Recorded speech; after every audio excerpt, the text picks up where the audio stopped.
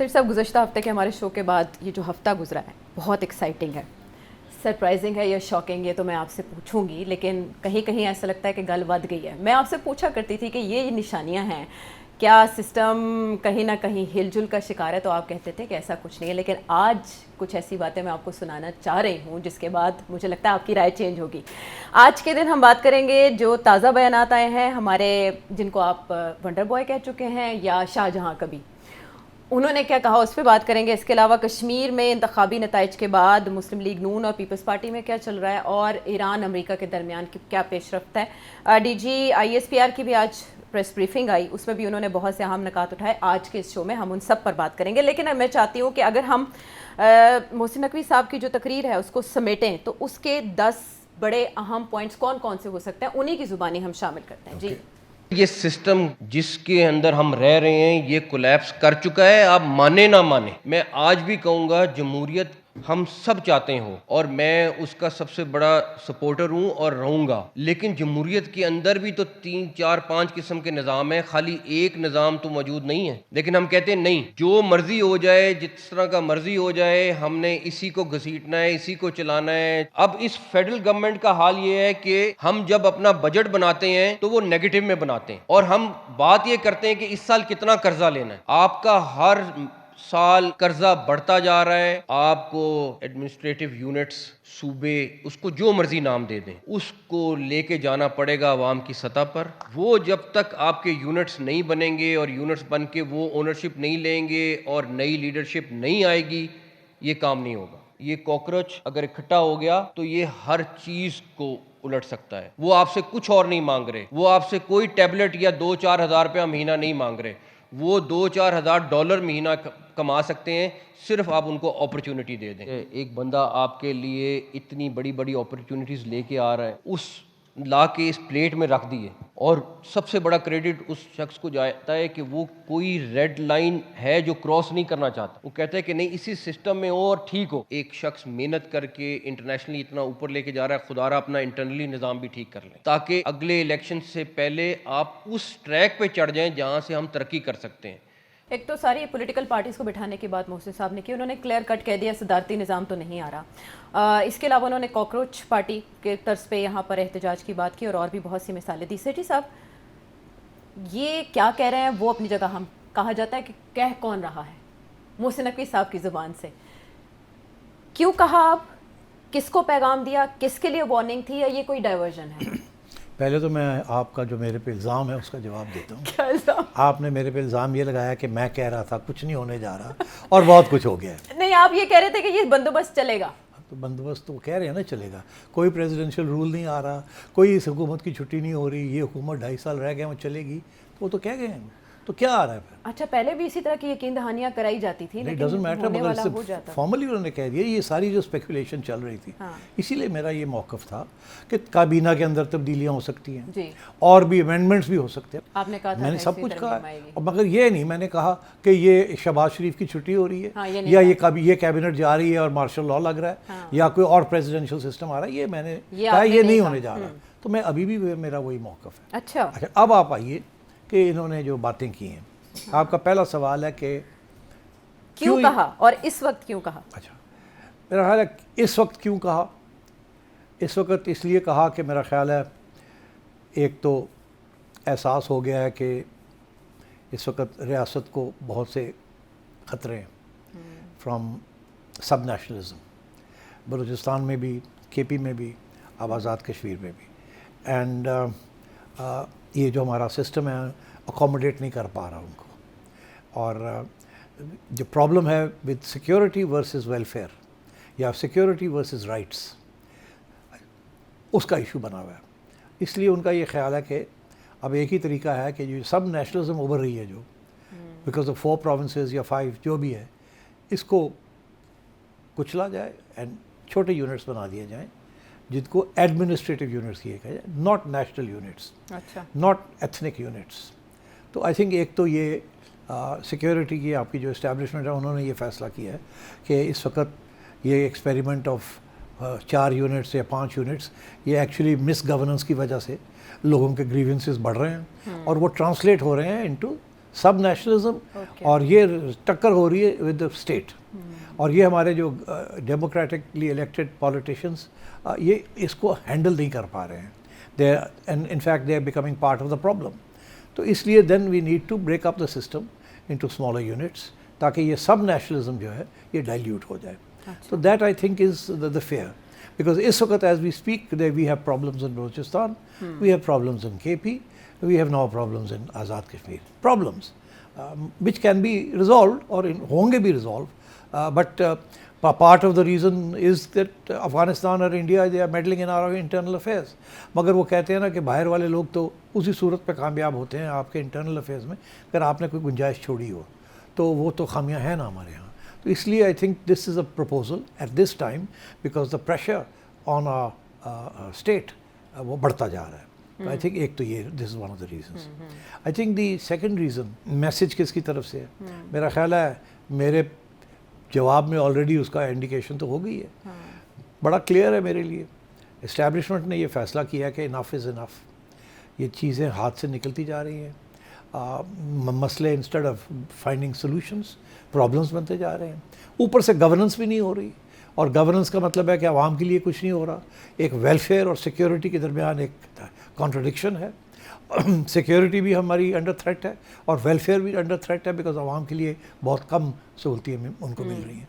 तो इसको भी रिजॉल्व करना है। तो सिक्योरिटी एंड वेलफेयर को इकट्ठा कर दिया गया, ये दोनों एक दूसरे का opposite sides of the same coin, और दोनों अंडर थ्रेट हैं। तो I think that was the reason that this proposal is coming directly from the establishment.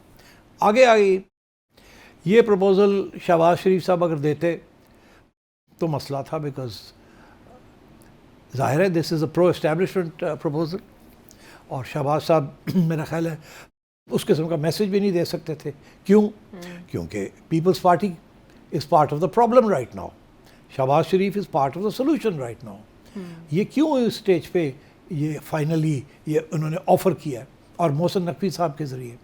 Mohsin Naqvi साहब का जिसे कहते हैं रेज़ों दैट्स मतलब एक रीज़न टू बी, वो क्यों हैं, कहाँ हैं, कौन है, is purely and simply he is an appointee of the field marshal. जो वो कहते हैं उनकी ज़ुबान जो है is suppose to reflect that of the field marshal, and the field marshal की ज़ुबान is suppose to reflect that of the military establishment and that of the security establishment. So बड़ी क्लियर है। मोहसिन नकवी साहब ने भी ये कह दिया है कि जिस शख्स ने आपको इतना कुछ दिया है, अभी तक रेड लाइन नहीं क्रॉस की, और एक धमकी भी है और एक अप्रिसिएशन भी है। और रेड लाइन क्रॉस करना क्या होता है, मार्शल लॉ लगाना होता है, तो उन्होंने तो नहीं किया। तो आप सोचिए तो सही उन्होंने क्या क्या आपके लिए किया है, और अभी तक वो लगे हुए हैं भाग दौड़ करने में, इम्प्लाइंग के जी सिक्योरिटी के लिए अपना रोल भी उन्होंने बढ़ा दिया है इंटरनेशनली, शुक्र करें उसका।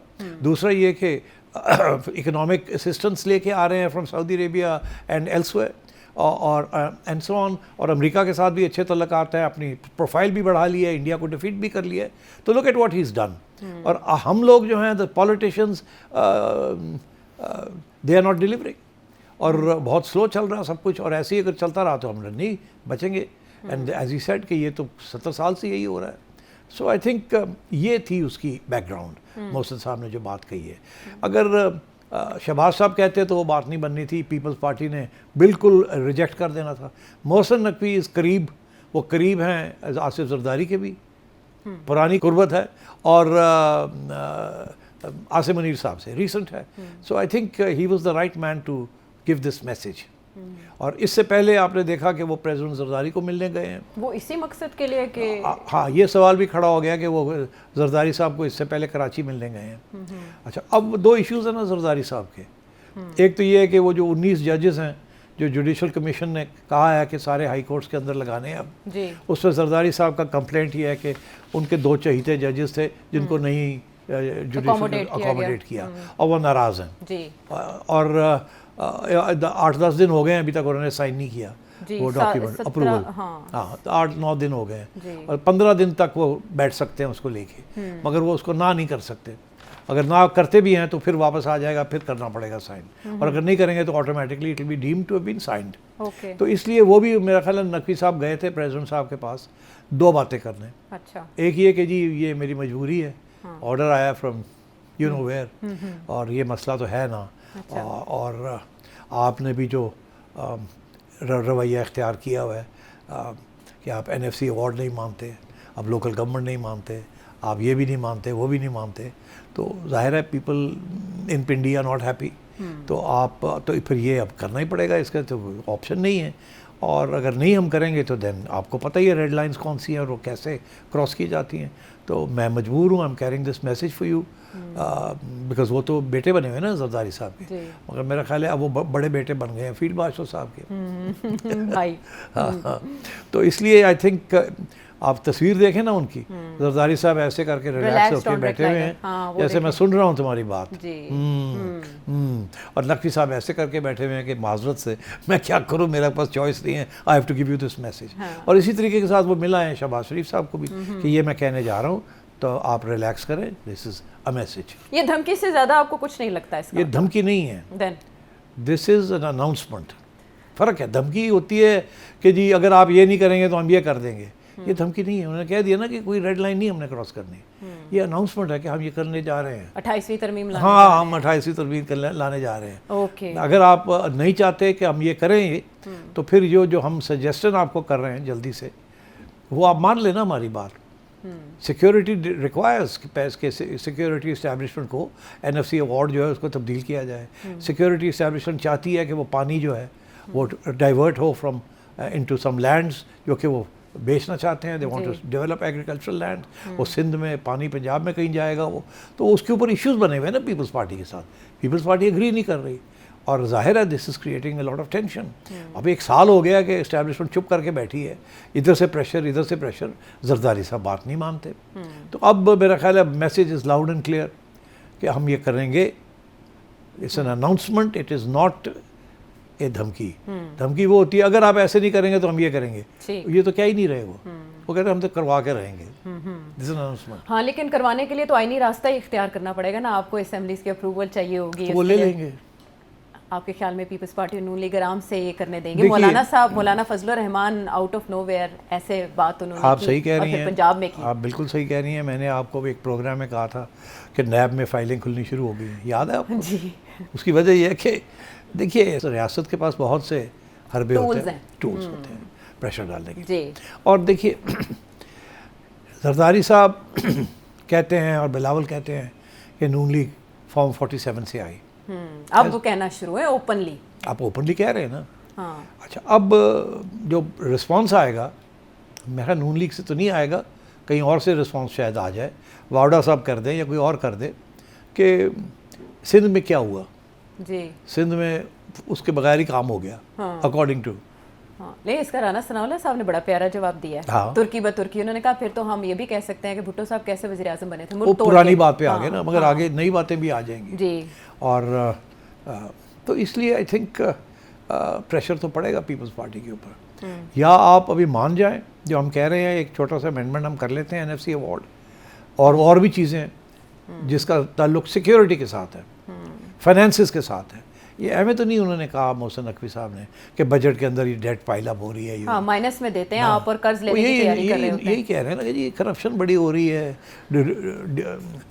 पैसे बड़े गायब हो रहे हैं, डाइल्यूट हो रहे हैं, गरीबों की हालत बुरी है, आप खाए पिए जा रहे हैं। लेकिन हमें तो ऐसे लगा उनकी तकरीर सुन के कि ये ज़्यादा क्रिटिसिज्म विफाक पे था या पंजाब गवर्नमेंट पे था, जब टैब की बात की, स्टाइपेंड की बात की, 18 घंटे कोई काम करे तब दोनों के ऊपर था ना। उन्होंने कहा देखिए जी शहबाज साहब 18 घंटे काम करते हैं, क्या कोई मसले हल हुए? नो।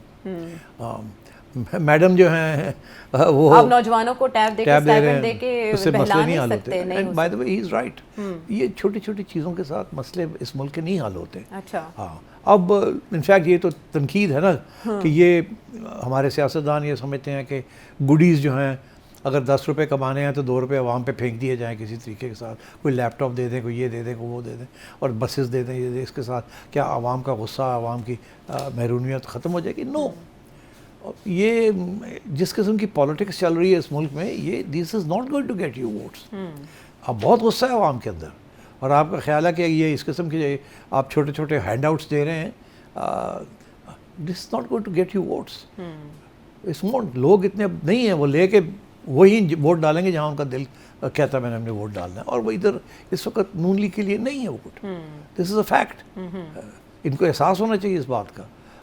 अब वो है कि अब ये obviously they want to last the full term, कि शायद 2 साल के बाद एक इकॉनमी उठ जाए, चलना शुरू हो जाए काम, और शायद कुछ बड़े बड़े पैमाने पे कुछ रिलीफ मिल जाए आवाम को। बट अभी तो सिचुएशन इज़ डाइसी।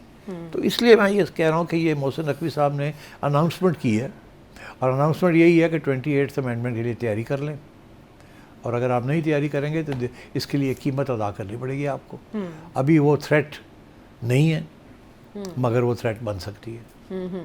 और हम देख रहे हैं कि मरहलावार चीज़ें हो रही हैं, इवेंट के बाद इवेंट। मोहसिन नकवी साहब ने जिस दिन ये बात की माशी समिट से, उसी दिन प्रेसर DGISPR का पहले ड्यू था, लेकिन फिर वो डिले हुआ और आज हुआ। आज उनसे ये सवाल किया गया तो उन्होंने ये मोहसिन नकवी साहब की ज़ाती राय करार दिया, लेकिन उन्होंने कहा कि मसाइल हल नहीं हो रहे, गुड गवर्नेंस के लिए कुछ ना कुछ करना पड़ेगा। क्यों ज़रूरी था? उन्होंने 8-10 पॉइंट्स मेक किए जी, गुड गवर्नेंस ये वो जी, उनमें से 7-8 को लिंक किया विद सिक्योरिटी अपरेटस। वो कह रहे हैं ज़रूरी है। हाँ, आपकी वो governance अपनी security के सिक्योरिटी लिए। इस्टेब्लिशमेंट का जिक्र आ रहा है अगेन जी, एंड अगेन। जी, अब उनका ये कहना है कि गुड गवर्नेंस का ताल्लुक डायरेक्टली सिक्योरिटी के साथ ऐसा ही है। तो गुड गवर्नेंस तो वही है ना कि 4 पैसे हों और सिक्योरिटी के लिए पैसे मिले, बिकॉज अब तो यही सिचुएशन है ना आपकी। तो वो तो पैसे ही नहीं है आपके पास। तो ये NFC अवार्ड के ऊपर क्या झगड़ा है? यही है ना कि पैसे सारे प्रोविंसेस ले जाते हैं, वहाँ वो इधर फेंक देते हैं, इधर फेंक देते हैं, इधर जेब में डाल लेते हैं, और यहाँ हमें सिक्योरिटी के लिए पैसे चाहिए। उधर इंडिया, उधर Afghanistan, we are in a tight spot, and हमें पूरा पैसे नहीं मिल रहे फॉर सिक्योरिटी। तो उन्होंने तो अब गुड गवर्नेंस को सिक्योरिटी के साथ लिंक कर दिया है। दी ये पहले नहीं हुआ था सिक्योरिटी के साथ। गुड गवर्नेंस तो अपने on its own it's an agenda item, welfare state, मगर ये तो सिक्योरिटी स्टेट भी थी, मगर आज इसको लिंक कर दिया है with good governance and security. और सिक्योरिटी बड़ी मतलब पॉइंटेड सिक्योरिटी है। ठीक, तो मैं अगर आपसे मुख्तसर जानूं तो ये जो अनाउंसमेंट है इसका ज़्यादा से ज़्यादा एंड कहाँ जाके होगा? आपको नए सूबे बनते दिखाई दे रहे हैं, या लोकल गवर्नमेंट इलेक्शंस हो जाएंगे और यही बंदोबस्त चलेगा? देखिए, लोकल गवर्नमेंट के लिए तो ऑलरेडी जुडिशरी की प्रोनाउंसमेंट्स हैं कि सबको लोकल गवर्नमेंट करनी है, और ये कमिटमेंट्स भी हैं और कॉन्स्टिट्यूशनल रिक्वायरमेंट भी है। अच्छा, तो इस पे तो you can not forgive anyone. क्यों नहीं लोकल गवर्नमेंट आ रही? क्यों नहीं ये फंड्स जो हैं करते टू लोकल गवर्नमेंट? और उसमें तो politicians are directly to blame. वो नहीं चाहते प्रोविंशियल पॉलिटिशियंस के कोई नई पौध पॉलिटिशियंस की आए जो कि ग्रास रूट्स के साथ जिसका ताल्लुक हो, बिकॉज जाहिर है फिर इनकी अहमियत कम हो जाएगी, इनकी जेब में पैसे कम हो जाएंगे, और सारे पैसे जो है 90% पैसे जो हैं वो चले जाएंगे। जैसे वफाक के पैसे चल जा रहे हैं प्रोविंसेस में, प्रोविंसेस के पैसे लोकल गवर्नमेंट में चले जाएंगे। Local government all over the world is a necessity for good governance. इसमें तो इस्टेब्लिश्ड है ये तो। और पाकिस्तान में दी ओनली टाइम जब लोकल गवर्नमेंट आती है इज़ व्हेन द फौजीज कम टू पावर, और जब आती है लोग बड़े खुश होते हैं बिकॉज उनके लोकल लेवल पे काम हो रहे होते हैं, लोगों के एक्टिविटी शुरू हो जाती है, एक्टिविटी हो जाती है, और यही डिवोल्यूशन है। ये डेमोक्रेसी का सबसे important element is devolution of power, और वो हमारे यहाँ हमारे जो प्रोविंशियल पॉलिटिशियंस और सेंट्रल पॉलिटिशियंस वो अलाउ नहीं करते, because that means giving away money, giving away power. अब शहबाज साहब तो नहीं मेयर बनना चाहेंगे ना, नवाज शरीफ साहब तो नहीं बनना चाहेंगे काउंसलर, आसिफ जरदारी तो नहीं बनना चाहेंगे ना काउंसलर या मेयर या वट एवर। अब बेसिकली दिस लीडरशिप इस वक्त जो है they have to concede these points, otherwise establishment तो बनवानी, उनको तरीके आते हैं मनवाने के, वो मनवा लेंगे वो। और देखिए इस पर कोई शक ही नहीं है that local government is the need of the hour. अब इसमें उन्होंने एक और मशवरा ये भी दिया कि सब मिल के बैठें और बात करें मसाइल के हल के लिए, और उन्होंने PTI को भी इसमें मेंशन किया। तो आप ऐसा कोई डिस्कोर्स स्टार्ट होते देख रहे हैं जिसका हिस्सा PTI भी हो, उसके लिए स्पेस क्रिएट हो आने वाले दिनों में? देखिए, बहुत सी चीज़ें पॉसिबल होती हैं। अब वो कहने को तो बहुत कुछ कहा जा सकता है कि PTI भी बैठे, मगर इस वक्त PTI की ज़रूरत नहीं है ना अमेंडमेंट कैरी आउट करने के लिए जी, लेकिन बाद में पड़ सकती है ना अगर अमेंडमेंट के रास्ते में कोई भी रोड़े आए। अगर पीपल्स पार्टी रोड़े मारे बिल्कुल सही है, मगर पीपल्स पार्टी को बहुत बड़ी कीमत अदा करनी पड़ेगी। मगर अफसोस इस बात का कि वो कीमत सिर्फ पीपल्स पार्टी को अदा नहीं करनी पड़ेगी, वो सारे पाकिस्तान को अदा करनी पड़ेगी। अगर आपने इस वक्त 2 या 3 प्रोविंसेस में काफ़ी एलियनेशन है, काफ़ी गुस्सा है, और अगर सिंध के अंदर भी इस किस्म की सिचुएशन हो जाए तो वो ठीक है, जरदारी साहब और बिलावल वगैरह ये जेलें काटेंगे, इनके ऊपर इल्ज़ाम लगेंगे, इनके ऊपर हर किस्म की प्रेशर आएगा, बट सिंध विल रिवोल्ट। तो इसलिए हम नहीं, नोबडी वांट्स दैट। तो I think now Mohsin Naqvi साहब जो कह रहे हैं कि सब बैठो, जी इन्होंने कहते हैं कौड़ा घुट करो, बहुत हो गया, बड़े झूले लै लेने तुसी अच्छा ਤੇ ਬਹਿ ਕੇ ਤੇ ਹੁਣ ਦੱਸੋ ਕਿਸ ਤਰ੍ਹਾਂ ਕਰਨਾ ਹੈ ਅੱਗੇ, ਔਰ ਸਾਰੇ ਤੁਸੀਂ ਘਰ ਜਾਓ, ਰਿਟਾਇਰ ਹੋਵੋ ਔਰ ਨਵਾਂ ਲੋਟ ਨੂੰ ਆਉਣ ਦਿਓ ਜਿਹੜੇ ਲੋਕਲ ਲੈਵਲ ਤੇ ਆਵਾਮ ਦੀ ਖਿਦਮਤ ਕਰਨ। अच्छा, ना सिर्फ ये कि मोहसिन नकवी साहब ने बात की, हमने इसी निज़ाम के स्टेक होल्डर अलीम ख़ान साहब को भी सुना। उन्होंने जिस तरह से मुस्लिम लीग नून और पीपल्स पार्टी पे तनकीद की और उसको लेकर फिर ख्वाजा आसिफ ने उनसे इस्तीफ़े का मुतालबा किया कि मतलब आप हमारे साथ भी बैठते हैं और हमें बातें भी करते हैं, तो आप इस्तीफ़ा दें और हुकूमत मुखालिफ बेंचों पर बैठने का ऐलान करें। सख्त क्रिटिसिज्म आया। इससे पहले इस निज़ाम पे तनकीद के लिए हमने देखा फैसल वावडा साहब आते थे, वो मरीम नवाज साहिबा को नहीं बख्शते थे, पंजाब के निज़ाम को नहीं, इवन के विफाक को नहीं बख्शते थे। अब मोहसिन साहब ने जब ये बात की तो लोग इससे रिलेट कर रहे हैं नवाज शरीफ साहब के दौर से और जनरल जहांगीर करामा से, जब उन्होंने एक स्पीच की और कौमी सलामती कौंसिल की तजवीज़ दी, तो कहा यह जा रहा है कि 4 साल दौर के बाद शहबाज शरीफ साहब के खिलाफ एक लंबी चार्जशीट देना और ये कहना सिस्टम कोलैप्स कर चुका है। इसके बाद वज़ीर आज़म को चाहिए कि वो मोहसिन नकवी साहब से पूछें कि उन्होंने इस तरह की स्टेटमेंट क्यों दी। गलत, बिल्कुल ऐसी कोई चीज़ सिचुएशन है ही नहीं, कोई कंपैरिजन ही नहीं है। वो उस वक्त Nawaz Sharif all powerful prime minister, duly elected, 2/3 majority, कोई और जहांगीर करामत नो पॉलिटिकल एम्बिशंस। उन्होंने जो सजेस्ट किया था वो बाद में तो करना पड़ा ना, और बहुत अच्छा ने भी किया, सजेशन था। वन ऑफ द मिस्टेक्स मियाँ साहब मेड, जो कि अब रिग्रेट होना चाहिए कि हमें पंगा लिया फॉर नो राइम रीज़न। वो तो जहांगीर करामत साहब है, उनके जो जनरल्स थे अली कुली खान वगैरह, वो तो कह रहे थे भी हम कू कैरी आउट करते हैं। उन्होंने कहा नहीं, नो कू, मैं घर जा रहा हूँ, आप जाएँ, रिटायर करें और निकलें, लेट द पॉलिटिशियंस रूल। तो उन्होंने तो बहुत ज़बरदस्त रोल अदा किया था जहांगीर करामत ने। मियाँ साहब जंप द गन, इसी तरीके के साथ तो जंप द गन तो उस वक्त की आदत यही थी ना कि नशा चढ़ जाता था 2/3 मेजॉरिटी। अब वो मेजॉरिटी भी गायब हो गई है। हाँ। अब क्या करेंगे? So I don't think there is a comparison. अच्छा, बिल्कुल कोई कंपैरिजन नहीं। ख्याल में वज़ीर आज़म इस स्पीच पे कोई तबसरा करेंगे? कोई नहीं करेंगे, वो इसमें हामी भरेंगे। उनको बता के आया है मोहसिन नकवी कि मैं ये कहने जा रहा हूँ। एतमाद में लिया उन्होंने जरदारी साहब को भी और वज़ीर आज़म साहब बिल्कुल एतमाद में लिया, 100%। अच्छा, और ऐसे हो ही नहीं सकता कि वो आए। ये भी मैं आपको बता दूं, ये सारा जो कॉन्फ्रेंस थी ये प्लानिंग के तहत हुई है। इस पे जो लोग आए हुए थे, जो बैठे हुए थे, जो एजेंडा था, इट्स ऑल प्लान्ड। अच्छा, ये नहीं है कि जी एक हो रही थी तो वहाँ मोहसिन साहब आ गए। नो नो नो, ये एजेंडा आइटम था। जो लोग इन्वाइट किए गए वो भी अकॉर्डिंग टू अ प्लान।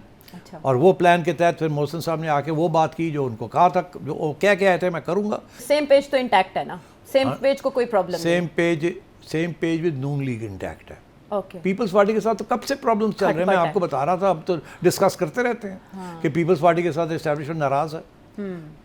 हम तो कब से ये कह रहे हैं। ठीक, तो इसीलिए हम ये आज़ाद कश्मीर के इलेक्शंस में ये वाले रिजल्ट्स देख रहे हैं। अब वो बिलावल जो है वो भी तो सही कह रहा है ना। उन्होंने कहा जी तुसी फैसला कर लिया कि आज़ाद कश्मीर जो है वो देना है नवाज शरीफ को, तो ए सरदारी साहब ने देना है गिलगित बल्तिस्तान। जी भी दे दिया ना। हाँ, दे दिया। और वो ये भी ले जाएंगे, नून लीग भी ले जाएगी। उस पर हम आगे चल के बात करते हैं। ये पहले वाले मामले को लपेट लें हम।